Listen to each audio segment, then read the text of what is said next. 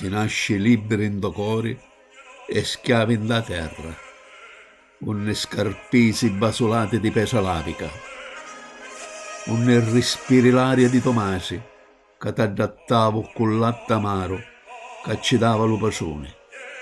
Quando la storia la scrivono le vincitori, allora c'è raggia di libertà. Femmine, mascoli e piccirilli ammazzati in dalla chiana, con proiettili di amici fausi, che ti proievano la mano e poi ti tradivano gridando libertà. Tore, Michele, Iano, Arazio, Iaffio, Pippo, li viri in prima fila, che combattono con chi che vanno la libertà.